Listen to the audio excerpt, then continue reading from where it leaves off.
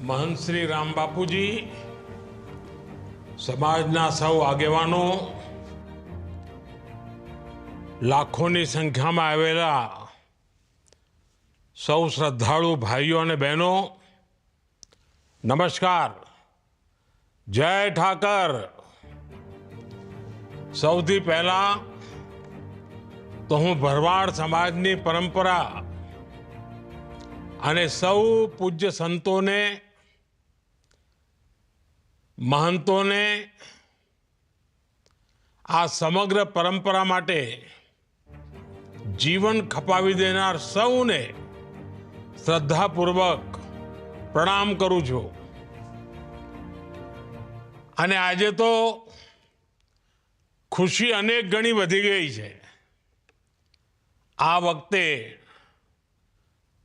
जे महाकुंभ थयो, आ ऐतिहासिक महाकुंभ હતો, પણ આપણા માટે ગૌરવની વાત એ કે મહાકુંભના આવા પુણ્ય અવસરે મહંત શ્રી રામ બાપુજીને મા મંડલેશ્વર એની પદવી પ્રાપ્ત થઈ। આ બહુ મોટી ઘટના છે અને આપણા બધા માટે अनेक गणी खुशीनो अवसर है। राम बापूजी अने समाजना सौ परिवारजनों ने मारा तरफ थी खूब खूब शुभकामनाओं। गया एक अठवाडिया में भावनगरनी आ धरती जाने एम लागे कि भगवान श्री कृष्णનું વૃંદાવન બની ગઈ છે અને એમાં ભાઈજી સોનામાં સુગંધ ભળી અમારા ભાઈજીની ભાગવત કથા હોય ત્યારે શ્રદ્ધા ભાવ જે રીતે વહેતો હોય એટલે બધા એકદમ કૃષ્ણમાં રસ તરબોળ થઈ ગયા એવું આ વાતાવરણ। अने वाला स्वजनों, बावळियाळी धाम एक केवल एक धार्मिक स्थान नहीं। आ भरवाड़ समाज सहित अनेकों माटे आस्था, संस्कृति अने एकतानी प्रतीक भूमि पर छे। नगा लाखा ठाकर एमनी कृपा थी आ पवित्र स्थान ने अहींथी भरवाड़ समुदाय ने हमेशा साची दिशा, उत्तम प्रेरणा आनो अखूट वारसो मळ्यो छे। आज आ धाम में श्री नगा लखाना ठाकर मंदिर की पुनः प्राण प्रतिष्ठा आपण एक रूड़ो अवसर है। गया एक अठवाडियाथी जाने रमझट मंडी अने समाजनो जे उत्साह उमंग चारे तरफ वाहवाही सांभळुं छुं तो मन में एम थाय कि मारा जेवा व्यक्ति तो तमारी वच्चे अत्यारे पहोंची जवुं पड़े, पण पार्लामेंट चाले छे ने कामो एटला बधा होय एटले નીકળી શકાતું ના હોય। અને જ્યારે એમ સાંભળો કે અમારા હજારો બહેનોનો ઉડો રાસ, પછી તો એમ થાય વાહ, જાણે વૃંદાવનને જીવંત કરી દીધું।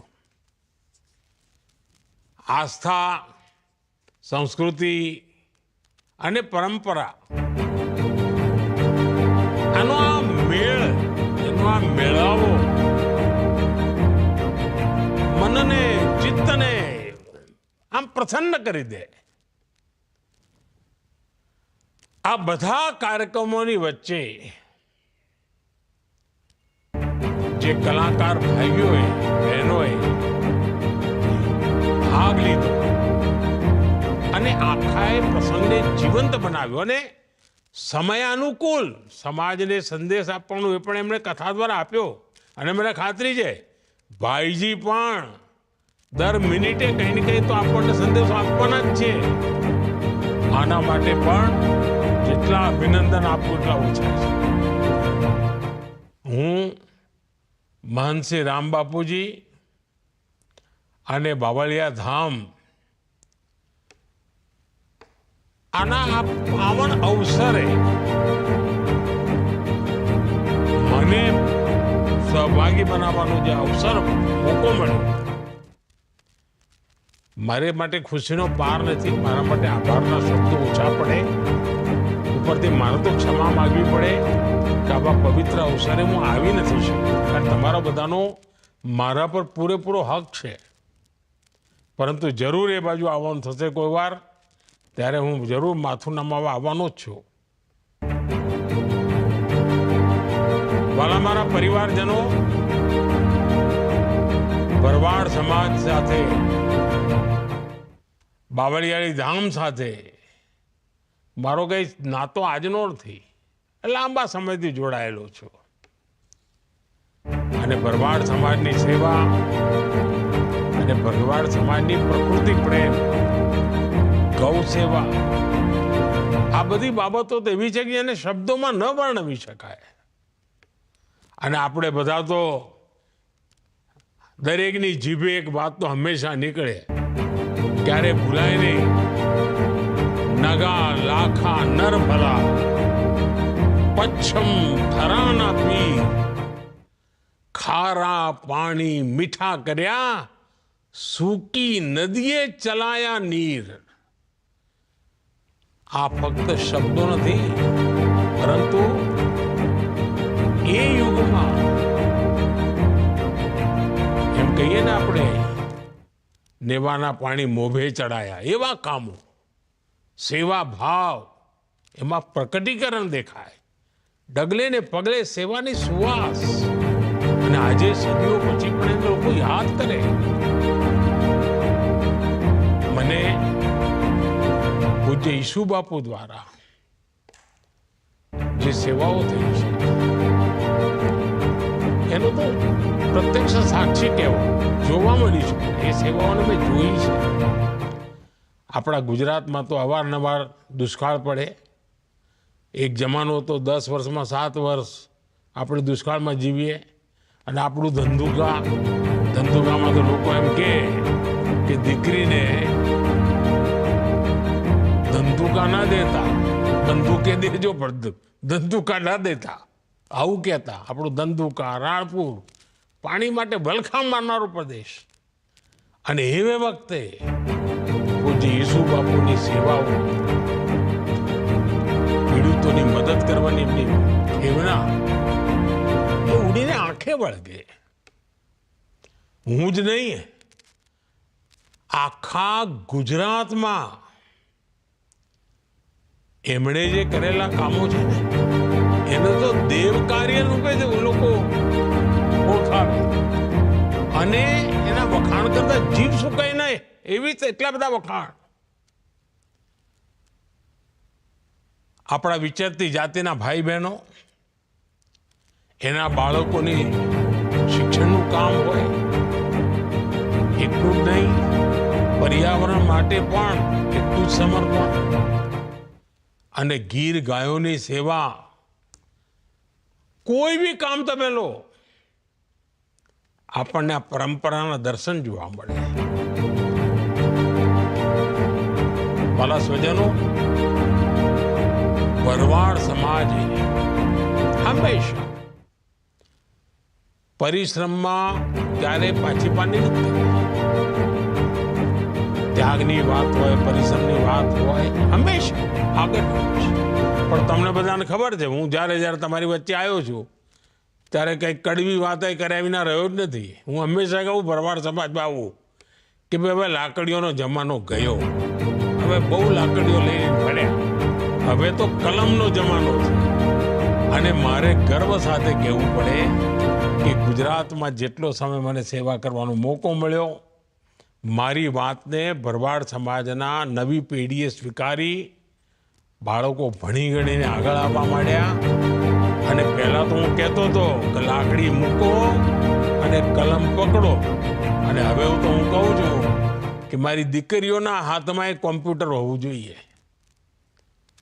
બદલાયેલા જમાનામાં આપણે ઘણું બધું કરી શકીએ અને આજ આપણી પ્રેરણા હોય. અને આપણો સમાજ તો પ્રકૃતિ સંસ્કૃતિ બંનેનો સંરક્ષક છે. અને આપે તો સાચ અર્થમાં અતિથિ દેવો ભવ એને એમ જીવંત કરી બતાવ્યું છે. આપણે ત્યાં જેને કહીએ ચરવાહ સમાજ, બલુઆ, એ કેવી પરંપરા. આના વિશે તો બહુ ઓછા લોકોને ખબર છે. આપણો એવો સમાજ છે, તમને ક્યારે ભરવાડ સમાજનો કોઈ માણસ તમને વૃદ્ધાશ્રમમાં જોવા ના મળે. સંયુક્ત પરિવાર, બુજુર્ગોની સેવા કરવી એ તો આમ જાણે પરમાત્માની સેવા કરતા હોય ભાવ. વૃદ્ધાશ્રમમાં ના મોકલે વડીલોને, સાહેબ સેવા કરે. આ નવી પેઢીને આપેલા સંસ્કાર બહુ મોટી બાબત છે.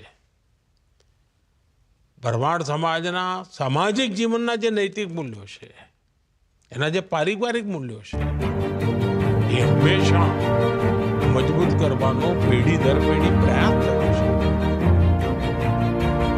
મારા સ્વજનો, મને એ વાતનો સંતોષ છે કે આપણો સમાજ આપણી પરંપરાઓને સાચવી પણ રાખે છે અને આધુનિકતા તરફ પણ હવે તેજ ગતિથી આગળ વધી રહ્યો છે. વિચરતી જાતિના પરિવારોના બાળકો ભણે, છાત્રાવાસની સુવિધાઓ બને, આપણે એક મોટી સેવા છે. આ સમાજને આધુનિકતા સાથે જોડનારું કામ અને દેશ અને દુનિયામાં નવા અવસરોમાં જોડાય. અને હવે તો મારા તો ઈચ્છા છે આપણી દીકરીઓ રમતગમતમાં ખૂબ આગળ આવે એવી તાકાત પડી છે. આપણે જરા એના માટે મહેનત કરવી જોઈએ. હું તો જ્યારે ગુજરાતમાં હતો, હું જોતો ખેલ મહાકુંભમાં નાની નાની આપણી દીકરીઓ બધી નિશાળે જાય પણ રમતગમતમાં નંબર નહીં આવે. હવે એમનામાં શક્તિ પડી છે અને પરમાત્માએ એમને કાઠું પણ આપ્યું છે. તો જરા આપણે ચિંતા કરીએ એમ. અને જો પશુપાલનમાં કેટલી ચિંતા કરીએ છીએ. સહેજ આપણા ઢોરને કાંઈ થયું હોય તો આપણે ઊંચા નીચા થઈ ગયું. આપણા બાળકો માટે પણ એટલો જ ભાવ અને લાગણી આપણે કરવાનું છે. અને બાવળિયાળી ધામ તો ચાહે પશુપાલન તો બરાબર છે, પણ ગીર ગાયોની નસ્લ એના માટે જે આપણે ચિંતા કરી છે, એના કારણે આજે આખો દેશ ગર્વ લે છે. આજે દુનિયામાં ગીર ગાયની વાહવાહી થાય છે. મારા સ્વજન ભાઈ પરિવારજનો, હું અને તમે જુદા નથી, આપણે બધા સાથી છીએ. મને તો હંમેશા લાગ્યું છે હું તો તમારા માટે એક પરિવારના સદસ્ય તરીકે તમારી વચ્ચે રહ્યો છું હંમેશા. અને આજે બાવળિયાળી ધામ જે પરિવારજનો બધા આવ્યા છે, લાખો લોકો જ્યારે બેઠા છે, તો મને પણ થોડો તો હક તો ખરો ને. તો હું પણ આજે તમારી પાસે કંઈ માગવું છે અને આગ્રહ કરવાનો છું. અને મને ખાતરી છે તમે મને ક્યારેય નિરાશ નહીં કરો. જો આપણો દેશ હવે આમ આવી રીતે આપણે નથી રહેવું, આપણે એકદમ કૂદકો મારવો અને 25 વર્ષમાં વિકસિત ભારત બનાવીને જ રહેવું છે. હવે જો તમારી મદદ ના મળે તો મારું આ કામ અધૂરું રહી જાય. તો આખા સમાજે આ કામમાં જોડાવાનું છે. અને આપણે યાદ હશે, મેં તો લાલ કિલ્લાથી કહ્યું કે સૌનો પ્રયાસ, આ સૌનો પ્રયાસ એ જ આપણી સૌથી મોટી મૂડી છે. ભારતને વિકસિત ભારત બનાવવાનું એનો પ્રથમ પડાવ મારી દ્રષ્ટિએ આપણા ગામડાઓને વિકસિત કરવા જોઈએ. આજે પ્રકૃતિ અને પશુધનની સેવા એ તો આપણો સહજ ધર્મ છે. અને ત્યારે એક કામ આપણે ના કરી શકીએ. ભારત સરકારની એક યોજના ચાલે છે અને સંપૂર્ણપણે મફતમાં છે. ફૂટ એન્ડ માઉથ ડિસીઝ, આપણે ત્યાં એને ખુરપકા અને મુંહપકા એવી બીમારી તરીકે ઓળખતા હોઈએ છીએ. હવે એમાં લગાતાર વેક્સિન લેવી પડતી હોય છે તો આપણા પશુઓ આ બીમારીમાંથી બહાર આવી જાય. આ પણ કરુણાનું કામ છે. હવે સરકાર મફત વેક્સિન આપે છે. આપણે નક્કી કરીએ કે આપણા સમાજ પાસે જેટલું પણ પશુધન છે એને આ વેક્સિનેશન અવશ્ય કરાવીએ, નિયમિત કરાવીએ તો આપણને ભગવાન શ્રી કૃષ્ણના નિરંતર આશીર્વાદ મળશે. આપણો ઠાકરિયો આપણી મદદમાં આવશે. અને અમારી સરકારે એક બીજું મહત્વનું કામ કર્યું છે. પહેલા ખેડૂતો પાસે કિસાન ક્રેડિટ કાર્ડ હતું. હવે આપણે એ કિસાન ક્રેડિટ કાર્ડ પશુપાલકો માટે પણ એનો આપવાનું નક્કી કર્યું છે. આ કિસાન ક્રેડિટ કાર્ડના કારણે પશુપાલકો બેંકમાંથી ખૂબ ઓછા વ્યાજે એમને પૈસા મળી શકે. પોતાના કારોબારનો વિસ્તાર કરવા માટે ગાયોની દેશી નસલો એને વધારવા માટે થઈને એના વિસ્તાર માટે, એના સંરક્ષણ માટે રાષ્ટ્રીય ગોકુળ મિશન પણ ચાલી રહ્યું છે. અને મારી તમને વિનંતી છે કે ભલે હું અહીંયા દિલ્હીમાં બેઠા બધું કર્યા કરું, પણ તમે જો ફાયદો ના લો તો કોઈ ચાલે? તમારે એનો ફાયદો લેવો પડે. અને તમે મને આશીર્વાદ આપશો એ તો કોઈ, મને તો બધા હાલ લાખો પશુઓના આશીર્વાદ મળશે, જીવ માત્રના આશીર્વાદ મળશે. અને એટલે મારી વિનંતી છે કે આ કામને તમે માથે ઉપાડો. બીજી એક નાનકડી વાત તો મેં પહેલા પણ કરી છે, આજે ફરી કહું છું. વૃક્ષારોપણનું મહત્વ આપણે જાણીએ છીએ. અને આ વર્ષે મેં એક અભિયાન ચલાવ્યું.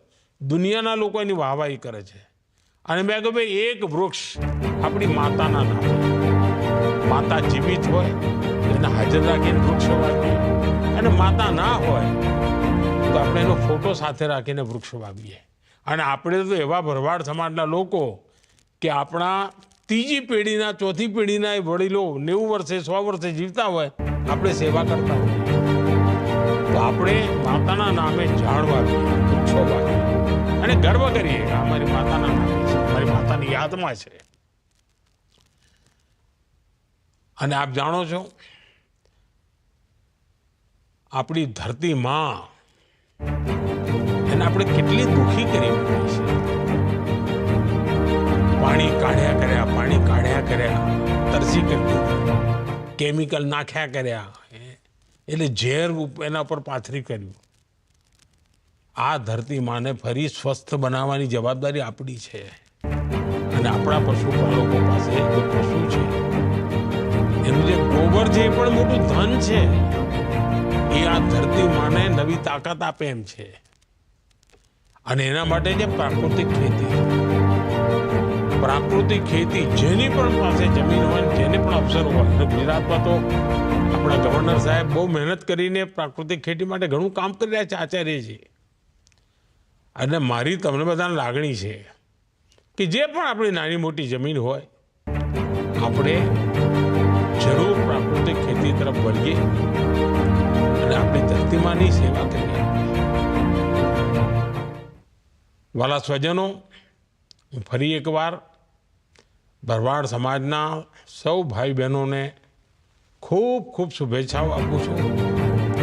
અને હું ફરીથી એકવાર પ્રાર્થના કરું છું કે નગા લાખા ઠાકરની કૃપા આપણા સૌ પર બની રહે અને બાવળિયાળી ધામ એની સાથે જોડેલા દરેક વ્યક્તિનું ભલું થાય, ઉન્નતિ થાય. એ જ મારી તો જય ઠાકરના ચરણોમાં પ્રાર્થના છે. અને એમની આપણી પ્રાર્થના સ્વીકારે અને આપણી દીકરીઓ આગે આવે, આપણા દીકરાઓ આગે આવે, ખૂબ ભણી ગણીને આગળ વધે, સમાજ શક્તિશાળી બને. એનાથી બીજું શું જોઈએ? રૂડો અવસર છે. આ રૂડા અવસરે ભાઈજીની વાતો આપણે માથે ચડાવીએ, ભાઈજીની વાતો આગળ લઈને જઈએ અને કંઈક નક્કી કરીએ કે આપણે હવે સમાજને આધુનિકતાની તરફ શક્તિશાળી બનાવી લઈ જવું છે. મને ખૂબ આનંદ થયો. આવ્યો હોત તો વધારે આનંદ થાય. જય ઠાકર.